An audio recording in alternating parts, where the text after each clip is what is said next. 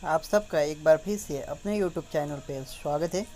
तो आज की हमारी कहानी है जलपरी क्या के गहने।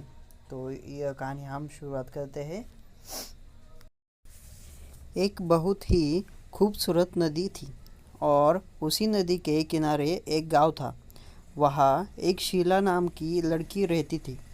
शीला की उम्र शादी के लायक हो चुकी थी, लेकिन उसकी बदसूरती की वजह से उससे कोई अच्छा लड़का शादी करने के लिए तैयार नहीं था।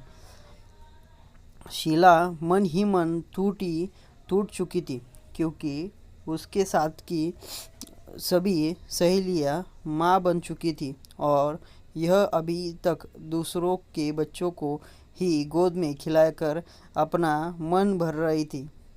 शीला को आस पड़ोस के लोग ताना मार रहे थे, लेकिन शीला के माता पिता उससे बहुत प्यार करते थे।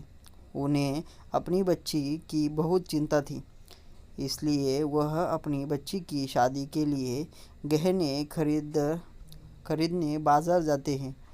हालांकि इनके आर्थिक हालात कोई खास नहीं थी, लेकिन ज़िंदगी भर थोड़े थोड़े पैसे जमा करके उन्होंने अपने बेटी के लिए शादी के लिए व्यवस्था बनाई थी। वह शादी के पहले गहने इसलिए खरीदना चाहते थे कि ताकि बाकी बाद में उन्हें परेशानी ना झेलनी पड़े। दोनों बाज़ार पहुंचकर अपनी बेटी के लिए अपनी क्षमता के अनुसार गहने खरीद लेते हैं।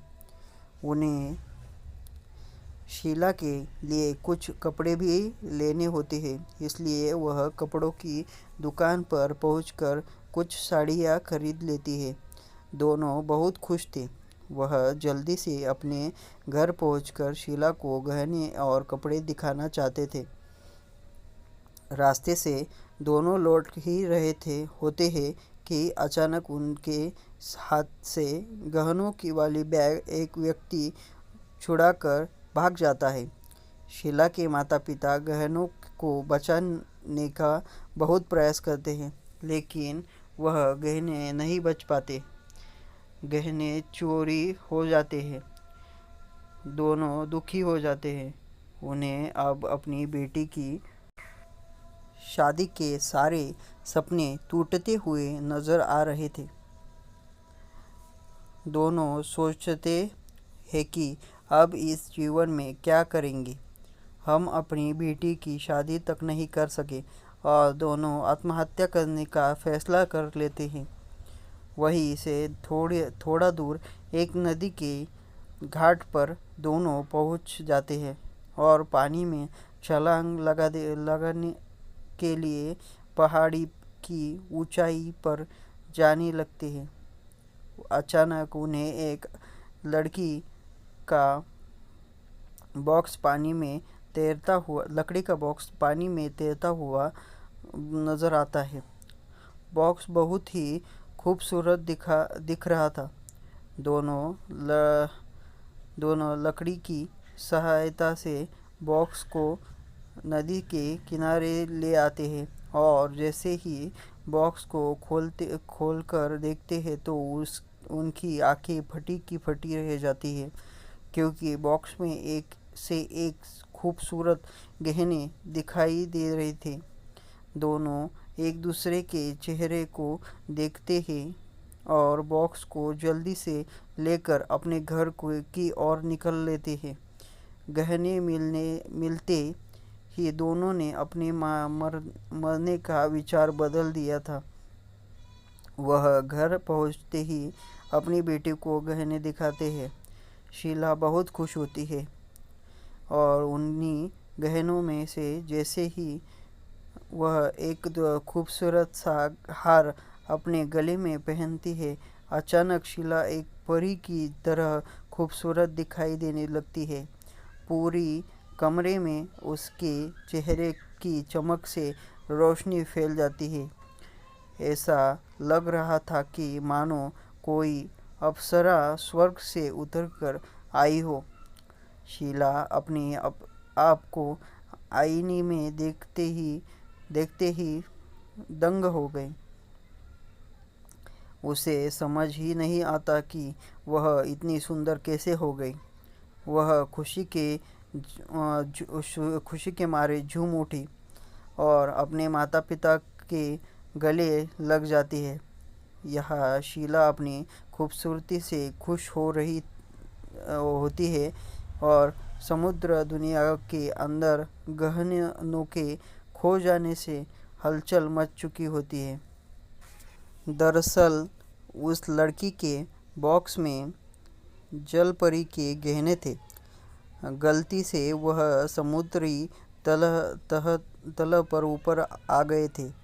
उन गहनों में जलपरी का एक खानदानी हार भी था जिसमें जादुई शक्तियाँ विद्यमान हैं। वह हार जलपरी को सभी जीवों की रानी बनने का दर्जा प्रदान करता है। इसलिए वह हार जलपरी के लिए बहुत ज़रूरी है। जलपरी का हार किसी भी इंसानी शरीर के संपर्क में आया तो जलपरी को तुरंत उसकी लोकेशन पता चल गई और वह गुस्से में आ गई। अब उसे किसी भी कीमत पर अपने गहने चाहिए थे, लेकिन समुद्र दुनिया से बाहर जाने में जलपरी को खतरा महसूस हो रहा था। इसलिए वह एक चूड़ी बेचने वाली का रूप बनाकर शीला के घर जाती है। यह शीला की खूबसूरती की वजह से उसके घर में रिश्तों की लाइन लगी होती है। दरअसल जो भी शीला को देख रहा था वह उसकी खूबसूरती पर मोहित हो रहा था। उसकी जैसी खूबसूरत लड़की पूरे शहर में नहीं थी और यह जलपरी के हार का ही कमाल था, जो एक बदसूरत लड़की परियों की तरह दिखने लगी थी। शीला की शादी एक बहुत ही उच्च घराने में योग्य लड़के के साथ तय हो जाती है। दोनों एक दूसरे के हाथ में अंगूठियां पहना ही रहे थे कि उसी बीच में जलपरी उनके दरवाजे में पहुंचकर आवाज़ लगाती है, चूड़ी ले लो चूड़ी। शीला के घर में मेहमान आए हुए थे, इसलिए चूड़ी वाली पर कोई ध्यान नहीं देता। तभी वह जोर से आवाज़ लगाती है। वह कहती है, शगुन की चूड़ी ले लो। और शादी के शुभ अवसर में शगुन की चूड़ियों का नाम सुनते ही शीला चूड़ी वाले को रोकने को कहती है और जैसे ही शीला जलपरी के सामने पहुंचती है, जलपरी उसके गले में हार देखते ही पहचान जाती है कि वह उसी का खानदानी हार है। जलपरी चालाकी से वह हार देखने के बहाने शीला से मांगती है। शीला को यह बात पता ही नहीं थी कि उसकी खूबसूरती का वजह हार था। शीला बहुत भोली भाली लड़की होती है। वह हार निकाल कर जलपरी के हाथों में दे देती है। जैसे ही शीला हार निकाल कर देती है, अचानक वह बदसूरत लड़की में बदल जाती है। उसका कुरूप चेहरा देख जलपरी को दुख होता है। जलपरी ने उसके अंदर की खूबसूरती महसूस की थी, लेकिन जलपरी की मजबूरी है कि वह हार शीला से उसे लेना ही होगा, वरना वह कभी भी समुद्र दुनिया में महारानी नहीं बन पाएगी। शीला को पता नहीं होता कि हार निकालने के बाद वह बदसूरत हो चुकी है। तभी जलपरी उसे उस हार की तरह दिखने वाला एक नकली हार दे देती है। शीला खुशी खुशी उस हार को पहन लेती है, लेकिन शीला की खूबसूरती वापस नहीं आती। शीला के चेहरे को देखकर आए हुए रिश्तेदार रिश्ता तोड़ देते हैं। शीला को रिश्तेदारों की नाराज़गी की वजह अभी तक समझ में नहीं आई थी, लेकिन जैसे ही वह आईने के सामने दोबारा आती है तो उसे समझ आता है कि उसकी शादी का रिश्ता क्यों टूट गया। जल परी हार के साथ साथ शीला की खूबसूरती भी लेकर जा चुकी थी। शीला यह अपनी बदसूरती को कोस रही थी होती है, लेकिन शादी टूटने का गम शीला से ज़्यादा उसके माता पिता को होता है। सभी रिश्तेदार के सामने उनकी इज्जत उतर जाती है और वह अपने आप को हारा हुआ महसूस करने लगते हैं। जब सभी रिश्तेदार चले जाते हैं तो शीला बिना कुछ खाए पिए रोते रोते अपने कमरे में सो जाती है। अगले दिन शीला जैसे ही सुबह उठती है वह फिर से खूबसूरत परी की तरह दिखाई देने लगती है। शीला के माता पिता शीला को सुबह देखते ही फिर से खुश होने लगते हैं और शीला को बताते हैं कि तुम एक परी की तरह दिखने लगी हो। शीला के पिता सोचते हैं कि यह कैसे हुआ। दरअसल जब जलपरी शीला के पास आई थी उस वक्त वह उसके कुरूप चेहरे को देख दुखी हुई थी और जलपरी के आंसू शीला के हाथ में गिर गए थे। उससे शीला के हार्मोन बदल जाते हैं।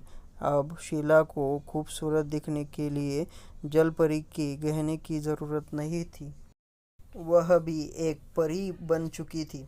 जलपरी ने अनजाने में ही सही लेकिन शीला को ज़िंदगी का सबसे अनमोल तोहफा दे दिया था।